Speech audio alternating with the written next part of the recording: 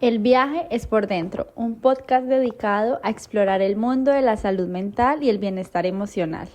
Acompáñanos en conversaciones profundas y honestas que van desde la gestión de la ansiedad hasta la importancia del autoconocimiento.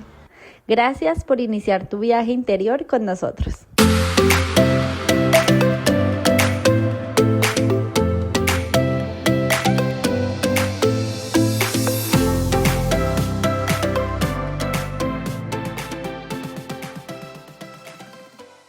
Hola a todos, bienvenidos a un episodio más del Viajes por Dentro. Gracias por acompañarnos una semanita más. Gracias por estar aquí pendientes de todo el contenido que subimos y esperamos que el episodio de hoy les resulte muy interesante, que sea información muy valiosa y sobre todo que los invite a la reflexión, porque hoy eso es lo que queremos promover un poquito con el episodio que vamos a tener, ¿no? Que los ponga a pensar y que los ponga a revisar un poco, bueno, el cómo están llevando concretamente el tema emocional en sus vidas. Pero antes de meternos directamente al episodio, me gustaría saludar a Daniela, darte la bienvenida. ¿Cómo estás, Daniela? ¿Cómo te ha ido últimamente?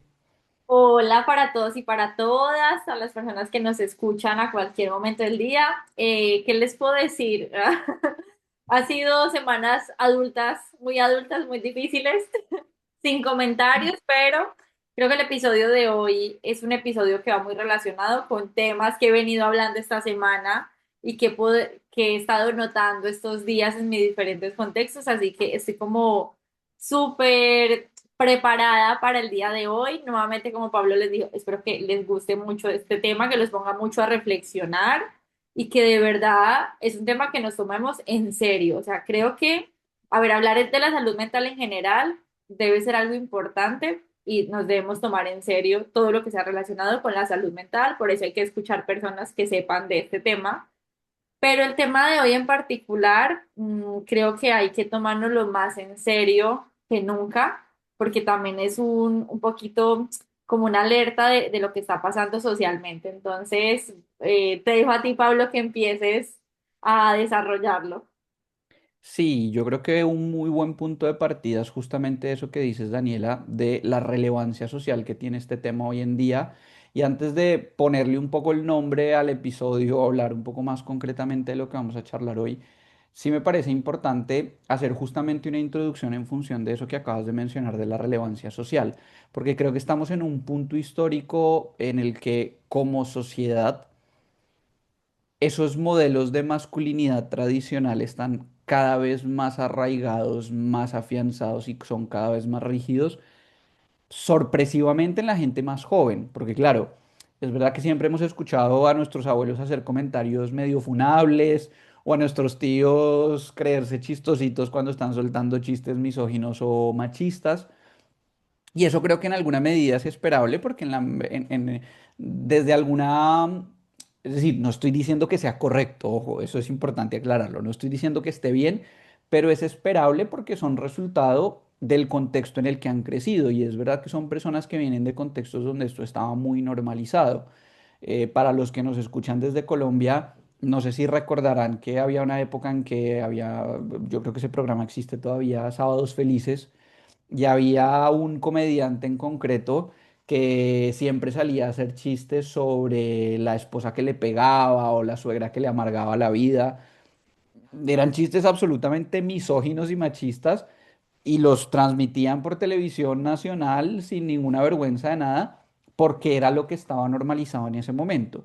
Pero hoy en día que hablamos tanto del riesgo de la violencia machista, que hablamos tanto de delitos como el feminicidio, que hablamos tanto de la importancia de la promoción de los derechos de las mujeres y de la igualdad, de generar un panorama pues más equitativo y más justo entre hombres y mujeres, sí es muy sorpresivo que haya tanto contenido en redes sociales que siga hablando sobre cómo manipular a las mujeres para conquistarlas, cómo ser un hombre que no muestra su debilidad ante los otros, cómo el hombre tiene por naturaleza que seguir este rol proveedor, el fuerte. Incluso veía hace algún tiempo un video de un tipo que decía que una mujer se sentía segura en una relación en la medida en que sabía que su pareja era capaz de matarla, pero no quería hacerlo. Eso me parece atroz, me parece peligrosísimo. Pero ese es el discurso de masculinidad, de ese rol de masculinidad que se le está vendiendo a muchos chicos y chicas jóvenes hoy en día y se lo están encontrando constantemente en redes sociales. Y eso termina generando un panorama en términos de salud mental gravísimo y muy preocupante justamente por esa poca apertura a la gestión emocional y a adquirir herramientas de gestión emocional. Y eso lo que nos está generando hoy en día es un montón de casos de violencia machista que se ven por todas partes, por todo el mundo, en todos los estratos, en todas las culturas, en todas las religiones, pero además también, y esto es una tendencia que siempre ha existido, pero hoy en día pues es todavía más visible por todo esto, una tendencia mucho más elevada del suicidio en hombres que en mujeres. De hecho, lo que nos dicen las cifras, y perdón si estoy desactualizado, me pueden corregir en los comentarios, pero lo que nos suelen decir las cifras es que los hombres tienen una prevalencia del suicidio del doble que las mujeres. Y eso está muy, muy, muy estrechamente relacionado con esa pésima gestión emocional que aprendemos desde estos roles tradicionales. Así que, pues ese es el tema del que queremos hablar con ustedes el día de hoy. Quiero escucharte a ti también, Daniela. ¿Qué tienes tú por comentarnos al respecto? Mira, quedé pieza, calva y tullida con los comentarios que estabas haciendo de estos videos que salen. A mí, por suerte, no me salen. Estoy en el lado correcto de TikTok, espero. Pero, pero sí me he encontrado con comentarios de personas de verdad muy jóvenes en la calle, en buses, que uno como que los va escuchando y están haciendo este tipo de comentarios al respecto de cómo tratar a las mujeres y cómo relacionarse entre ellos. Y aquí, para ir como desarrollando este tema tan importante, pues nosotros ya habíamos hecho un episodio anterior donde hablábamos de la gestión emocional en hombres y en mujeres, que si sentíamos igual o diferente y llegábamos un poquito a la conclusión que todos sentimos de la misma manera, pero socialmente nos han enseñado formas de cómo gestionar esas emociones y cómo expresar esas emociones. Y pues que en las mujeres se nos ha permitido de cierta forma ser más expresivas a nivel emocional, ya sea a través de estos comentarios misóginos de es que somos unas exageradas, unas dramáticas, pero pues al menos, sí, al menos podemos expresar las emociones. En cambio, en los hombres, pues lo que ha ocurrido es que socialmente no se ha permitido expresar sus emociones, no se ha permitido hablar de las emociones que sienten, de lo que atraviesan, porque es que eso no es de hombre, los hombres no lloran, si lloras entonces eres una nenita, eres una mujercita, etcétera, etcétera. Y creo que este es un factor que pesa muchísimo y que se relaciona con el suicidio en las tasas de hombres, sí, que es verdad lo que tú dices, es mayor que las mujeres y básicamente uno de esos factores es que, bueno, como no se habla de las emociones, los métodos son más letales, ¿sí? Por eso es que no hay margen de error, no se permite margen de error.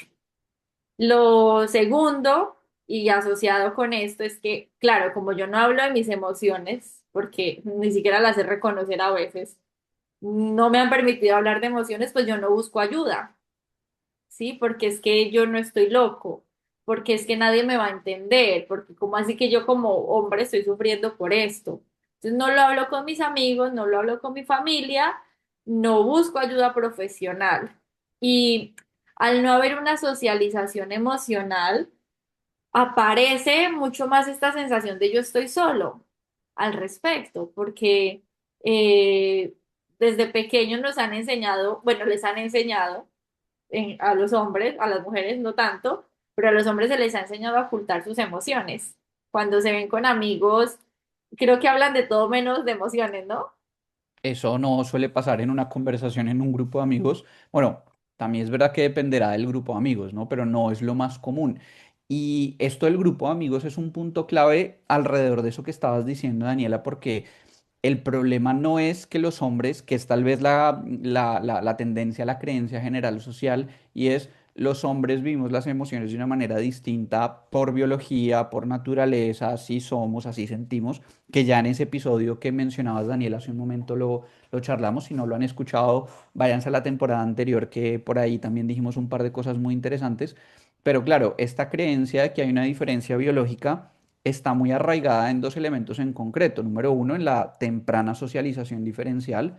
Es decir, esto se desarrolla tan pronto en la vida de los hombres, cuando somos niños muy pequeños, que parece que ha estado con nosotros toda la vida, y por eso distinguir que esto no es una cosa que biológicamente nació con nosotros, sino que aprendimos muy pronto, puede costar un montón. Pero también, y por este mismo lado de la socialización diferencial, ese factor de los amigos que mencionabas hace un momento.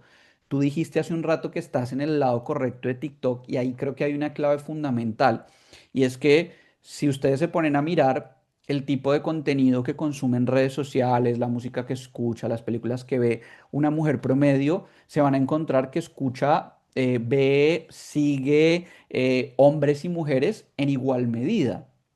Pero ¿cuándo fue la última vez que se encontraron, sobre todo con un hombre heterosexual muy heteronormativo, escuchando a Taylor Swift? O diciendo que tenía ganas de ir a ver la película de Barbie, o que estaba muy interesado en la carrera de Emma Stone.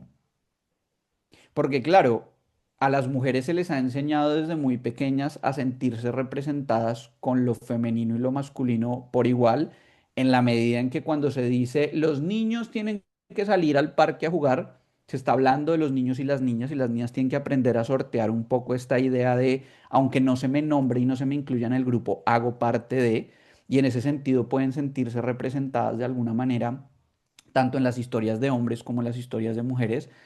No es tan raro encontrarse con una mujer fanática de la saga de Rápido y Furioso, o, por ejemplo, mira, tenemos aquí una, muy bien, pero sí es muy raro encontrarse a un hombre que te diga, yo me disfruté un montón, mamá mía. Los Bridgerton. O los Bridgerton, por ejemplo, sí, mira, ahí hay un muy buen ejemplo.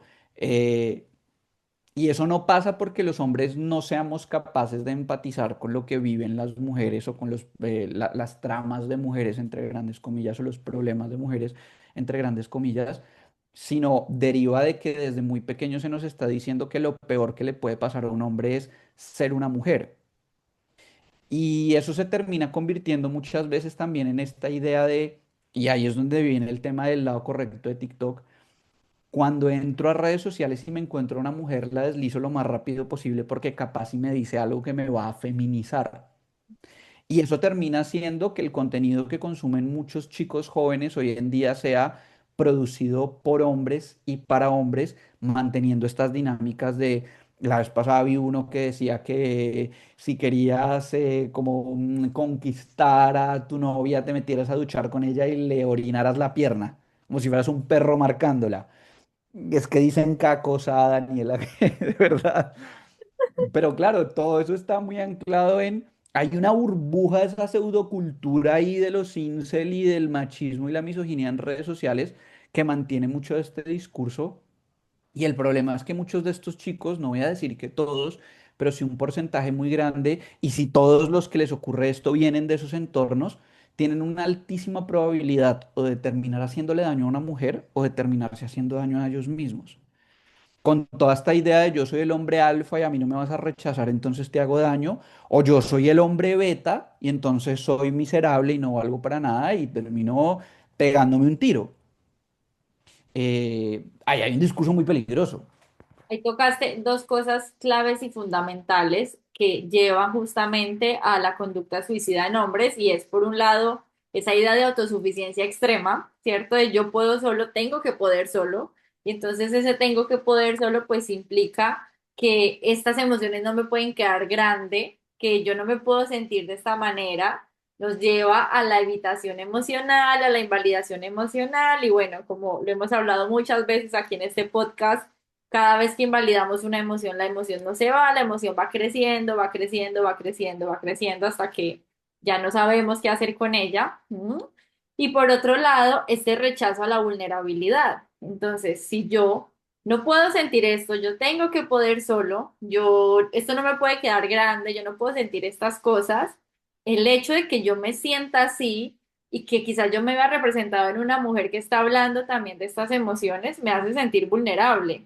Y yo no puedo ser vulnerable, ni me puedo ver a mí siendo vulnerable, ni puedo expresar esa vulnerabilidad a otras personas. Y al final, lo que genera eso es como una nube grande que está encima de mí, que yo no sé qué hacer con todo esto, porque me está pasando todo lo que he aprendido que no me podía pasar, todo lo que tenía que negar en mi vida. Y no sé cómo gestionarlo, no sé cómo manejarlo, ni siquiera sé si está bien o está mal.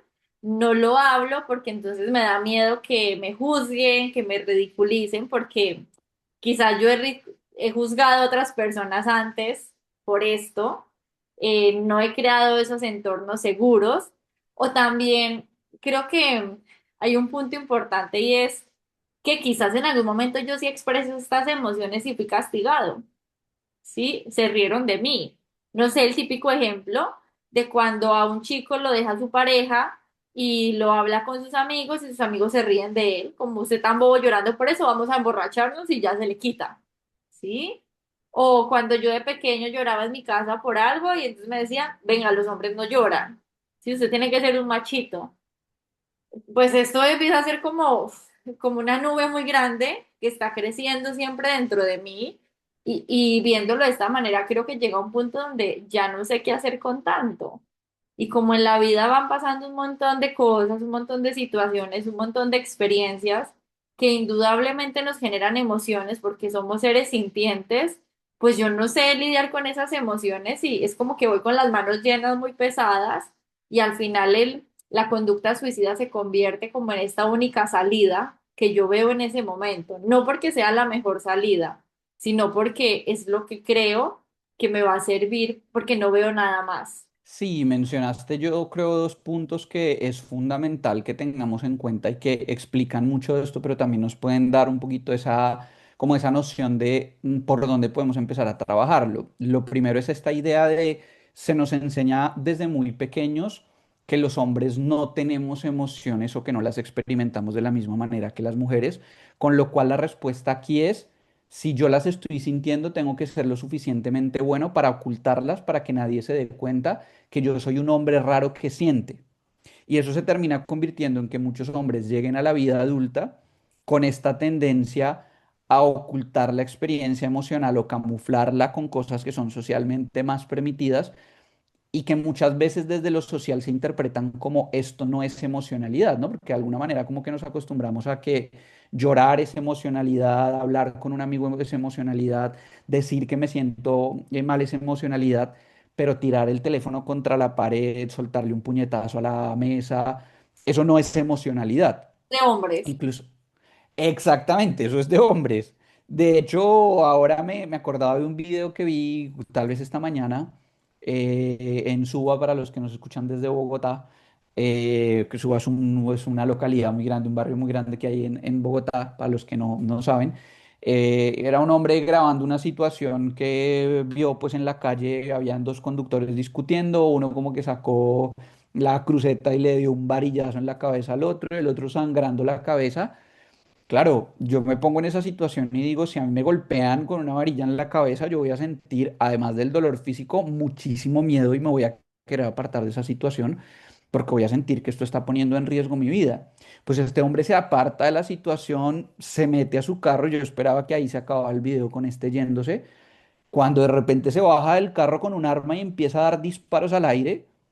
Porque claro, aquí lo importante no es la sensación de miedo que sería natural sentir en una situación de estas, es demostrar que a mí el miedo no me va a paralizar y que la ira, la ira sobrepasa la sensación de miedo y entonces yo voy a hacer que este pague y voy a hacer justicia y no es que no hayan emociones ahí.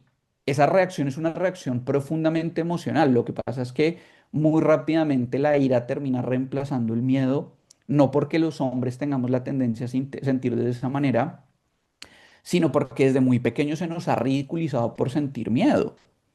Y esto es algo que vimos desde pequeñitos en el colegio, con nuestros primos cuando salíamos al paseo familiar y había una piscina hondísima y uno era pequeñito y los primitos le estaban diciendo a uno, ay, no va a poder gallina, pues vaya y siéntese con las niñas. Y entonces uno se lanzaba a ahogarse ahí simplemente porque no había posibilidad de sentir esa emoción.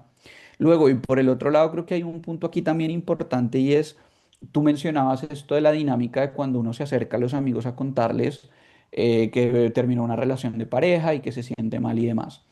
Eso que describías es algo que pasa con mucha frecuencia, pero hay un elemento ahí adicional que me parece también muy importante y es muchas veces uno con lo que se encuentra es con una validación muy extraña de la emoción que termina externalizando siempre lo que estoy sintiendo. Es decir, no es un es normal que te sientas triste, es uno no debe llorar por esas perras. Y esa frase lo que termina haciendo es, mi regulación emocional no me pertenece a mí. Yo como individuo no soy responsable de coger esa emoción, sentirla, entenderla, interpretarla, surfear un poco la ola emocional, como solemos decir desde esta perspectiva de la terapia dialéctico-conductual, sino que es culpa de un otro y es un otro con sus conductas el que tiene que hacer algo para modificar mi emoción. Y por eso es que se termina encontrando uno con, por ejemplo, hombres que son muy celosos, pero antes que pensar en tal vez tengo que mirar cómo gestiono yo mi emoción, viene un así no sales vestida a la calle, ese amigo tuyo no me gusta, o incluso tantas agresiones, y ahí es donde aparecen muchos casos de violencia machista. Incluso muchos casos de suicidio de parte de muchos hombres vienen también de ese ejercicio manipulador del, como tú me estás rechazando y yo no sé qué hacer con mi emoción por mis propios medios, me suicido para que de alguna manera te rebote a ti la emoción que estoy sintiendo en este caso. Entonces, ese contexto muchas veces también nos enseña a externalizar la gestión de la emoción. No soy yo quien hace algo con eso, eres tú con el cambio de tu conducta quien hace que yo me sienta de mejor manera. Al final eso es como un analfabetismo emocional, porque Tal cual, tal he cual. aprendido a reconocer mis emociones, no he aprendido a nombrar mis emociones y obviamente no he aprendido a gestionar las emociones. Entonces, en situaciones así donde aparecen, claro, estoy esperando que el otro se haga responsable, pero cuando espero que sea el otro el que se haga responsable de mis emociones, pues eso es un arma de doble filo, porque el otro también está lidiando con sus emociones y no tiene por qué cargar con las mías. Y creo que desde estas situaciones que tú mencionas, pues aquí empiezan a aparecer como unos factores de riesgo que pueden llevar a justamente generar esta conducta suicida en hombres, bueno, igual que en mujeres, pero en este caso en hombres, eh, que vienen muy ligados como con esa figura masculina tradicional, por ejemplo, la pérdida o la sensación de la pérdida del rol. Cuando un hombre tiene como esta figura de hombre proveedor masculino, el macho de la casa, que por ejemplo yo pierda el empleo o entre en una crisis económica que yo siento que tengo que solucionar. No pido ayuda, no sé cómo lidiar con estas emociones, no veo salida, no me dejo apoyar por nadie más porque si yo tengo que ser el hombre y lo tengo que resolver, me centro en esa sensación de perdí el control, ya no sirvo para nada, estoy fallando como hombre proveedor, etcétera. Y bueno, ese es un factor de riesgo importante. Y esto también se puede acompañar con las rupturas afectivas, básicamente. No sé cómo gestionar las emociones. Cuando alguien termina una relación conmigo, sí, voy y me emborracho 3 días, pero ¿y luego qué hago con todo esto que estoy sintiendo? Sí, es que yo esperaba que tú te portaras bien, entre comillas, que tú me fueras fiel, etcétera, etcétera, y la relación se termina y ahí quedo. Y esto se suma con la soledad, porque siento que aunque hay hombres que pueden tener muchos vínculos sociales, no se sabe mantener esos vínculos sociales. O sea, no es como las mujeres que tenemos amigas, que no sé, nos vemos seguido con nuestras amigas, hablamos de cómo nos sentimos, nuestras emociones, etcétera.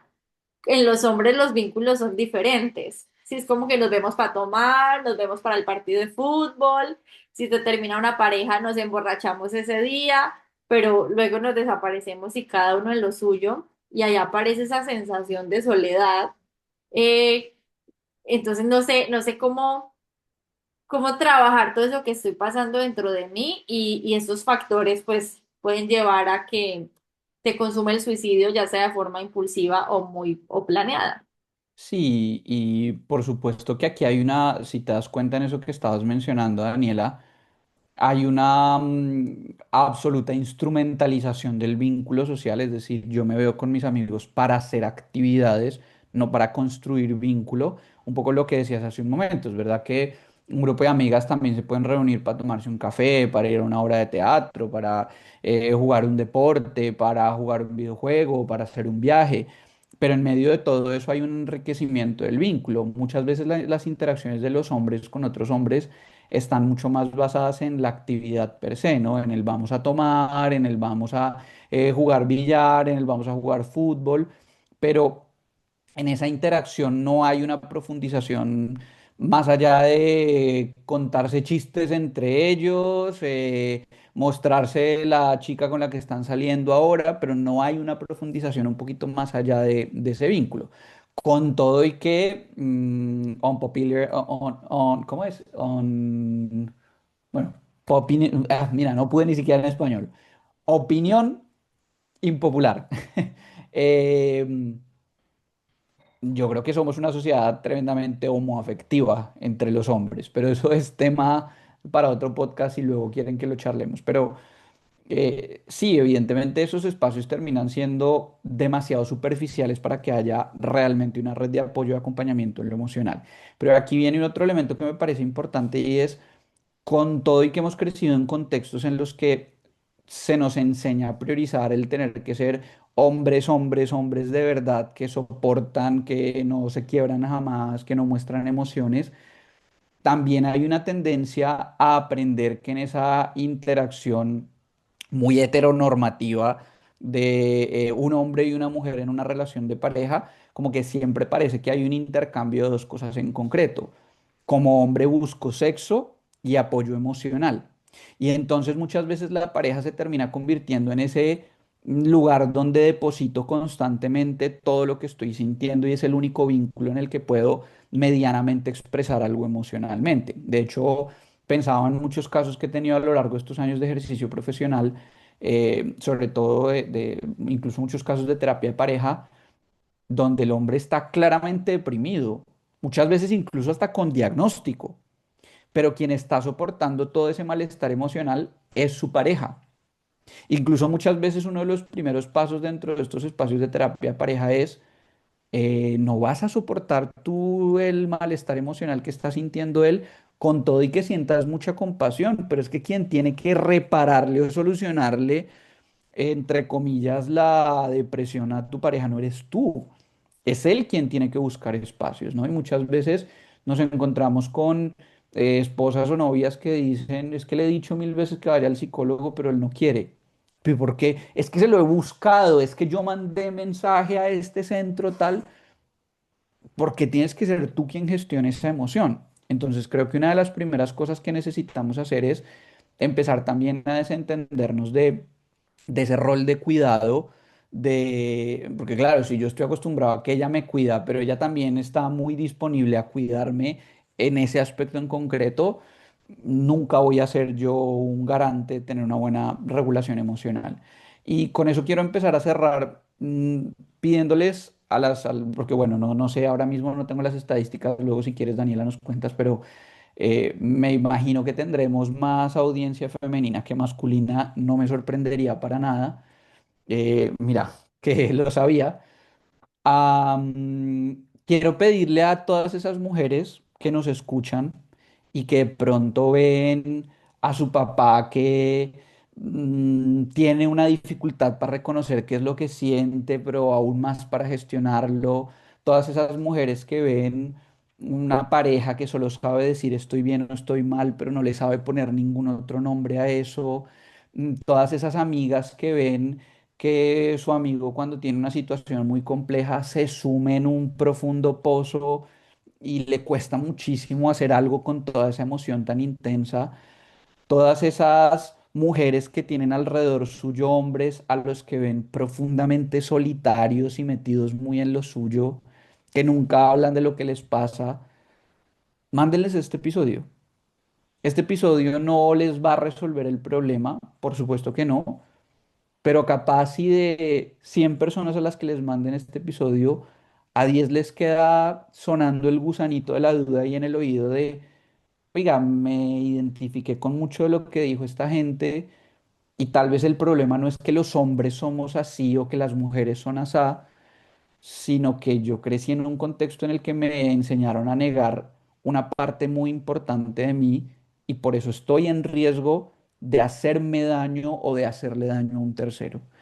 Yo creo que ese es el granito de arena que nos gustaría aportar, así que pues nada, ayúdennos un poquito a mandarle esto a quien el mensaje le pueda servir un poco.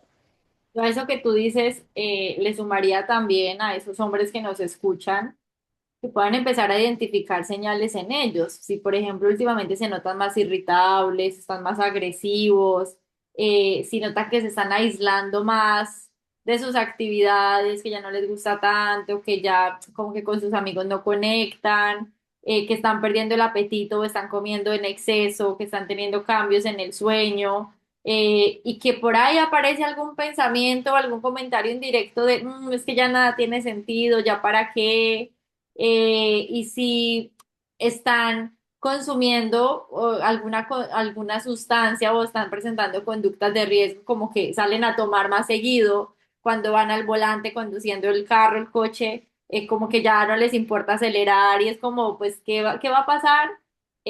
Busquen ayuda profesional porque pueden ser señales importantes de algo puede estar pasando a nivel emocional.